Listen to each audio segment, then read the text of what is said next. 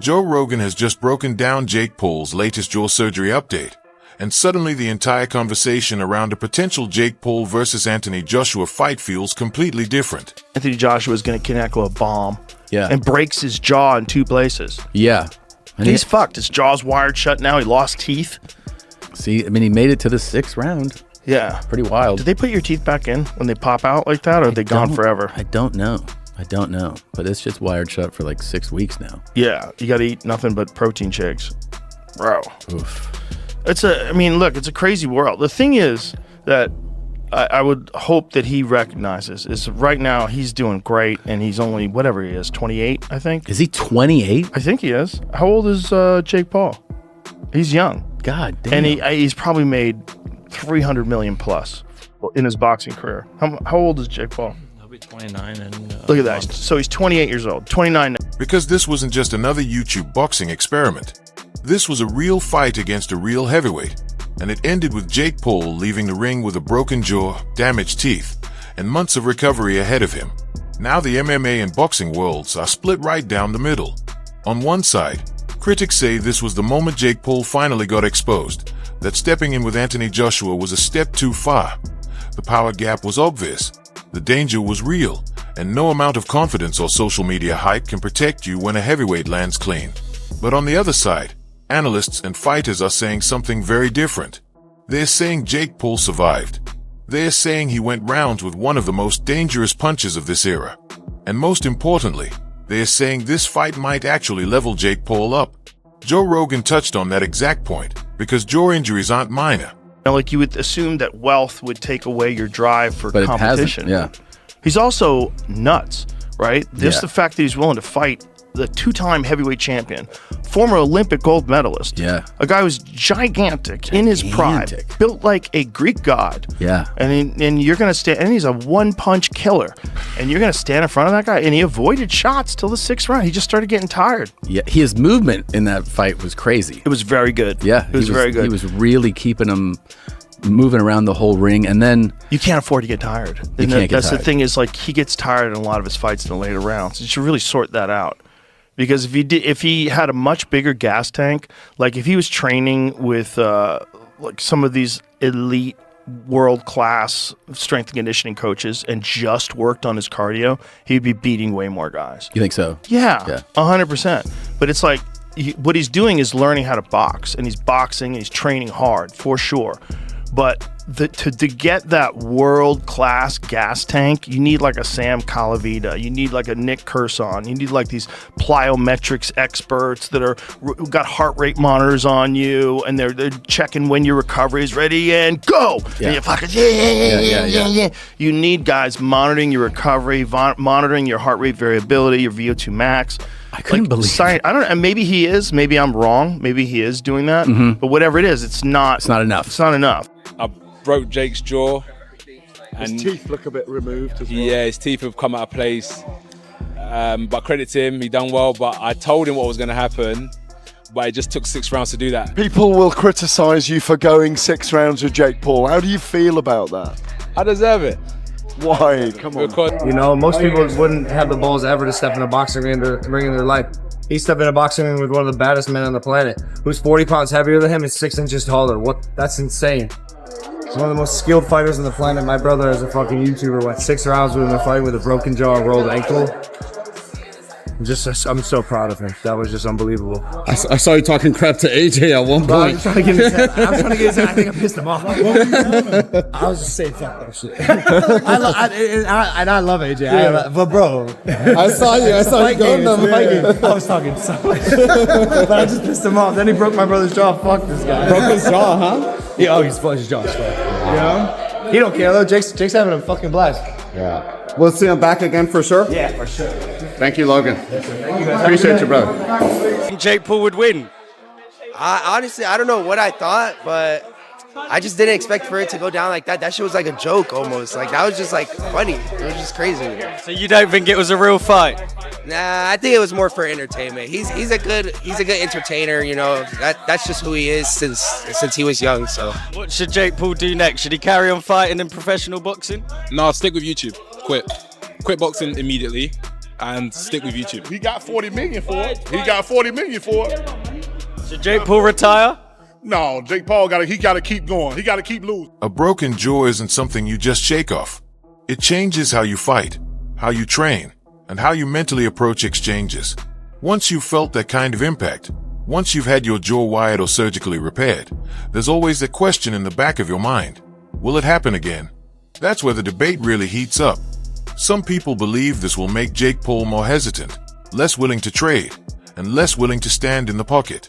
They think we'll see a safer, more cautious version of Jake Paul moving forward, someone who boxes to avoid damage rather than to dominate. But Jake Paul is saying the complete opposite. He's claiming this injury has lit a fire under him. I mean, anyone who questioned whether or not you had a chin, I think the answer to that question was proven last night. Bro, you can take a shot. Anthony Joshua hits you with probably his hardest shot that we've seen drop every other single fighter that he's fought. Yeah. And he hit you in the face, and not only did you not get knocked out, you dropped and said, wow. I was like, wow, that was nice. I was on the ground. I was like, that was a good shot. Dude, did he surprise you with his power? No, to be honest, no. But, I mean, he surprised my jaw. It's literally Off your snapped, face. bro. It's literally snapped. Dude, when completely snapped. after the fight, you were like, I think like one of my teeth is, and you open your mouth out, and I was the first to see it. I went, oh, you broke your jaw. dude. On both sides too. No, I really take my hat off. So, I mean, we have to see if it is a broken jaw. Those injuries are very difficult to come back from. But as AJ said, like that last shot would have knocked out a lot of heavyweights. And I know he went down heavy, but you know, he was conscious on the floor. And I thought his game plan, although obviously very negative early on, which it had to be, was smart at times. And there were times where he held his feet and let his hands go.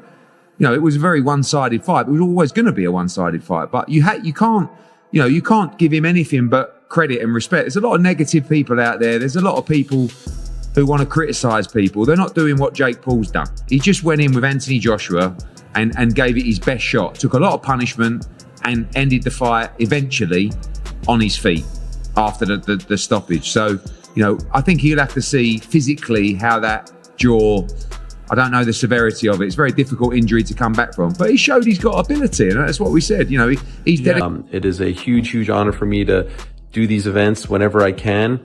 I enjoy them. And I think the obviously the more seasoned and better and more accomplished and veteran fighter won. But I don't think Jake's stock goes down. He could still fight, you know, the Furies and the KSIs. I would love to see that fight of the world, even the Darren Tills of the world. Like, I think that there is still very much a market. But obviously there's levels. And by the way, there are weight classes for a reason as well. He's a cruiserweight. He's not a heavyweight. But it sounds like he wants to keep going. And it sounds like AJ wants to keep going. Although in a brief conversation with a member of his team, they said maybe this February date is too soon.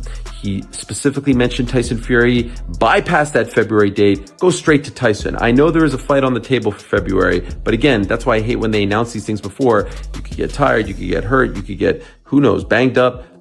So let's see if that February date remains.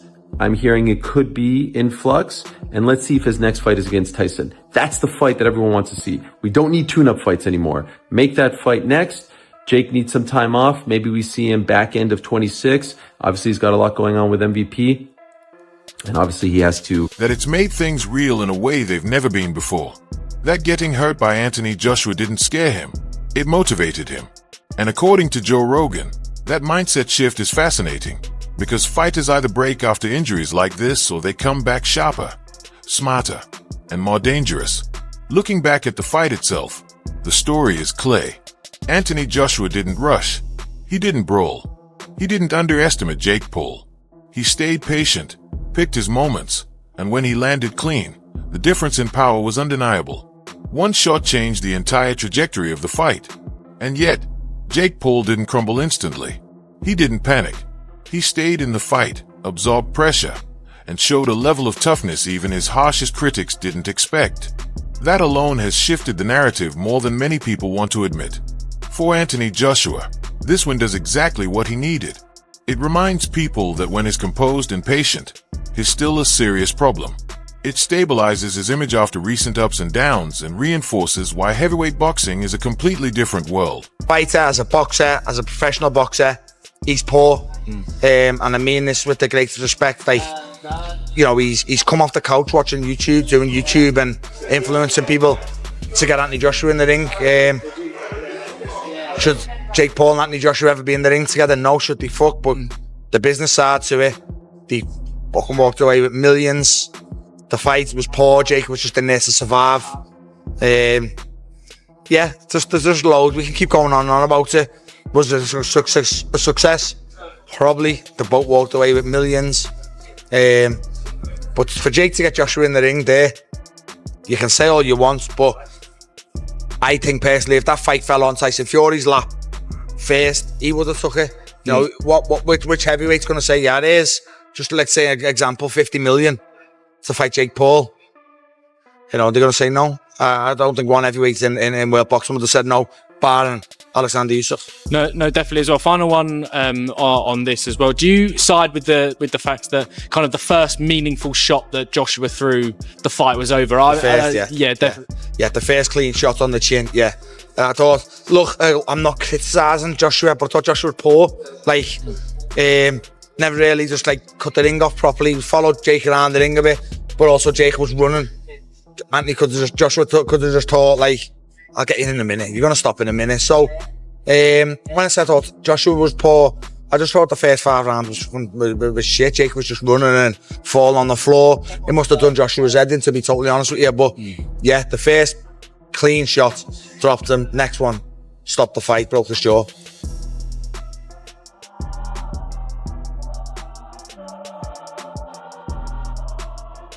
For Jake Paul, though, the future is far more complicated and far more interesting. Does he step back down to safer opponents? Does he rebuild slowly, protect his jaw, and sharpen his fundamentals? Or does he double down, chase another massive name, and prove this wasn't the ceiling, just the cost of entry? Joe Rogan made it clear that the jaw injury changes everything, but it doesn't end anything. If anything, it forces Jake Paul to decide what he really wants from boxing: fame, spectacle, and moments, or genuine progression in the sport. Because now there's no hiding, no gimmicks, and no easy exits. Jake Paul has tasted the real consequences of elite boxing, and what he does next will tell us everything about who he really is as a fighter. And that's why this story isn't over. It's not even close.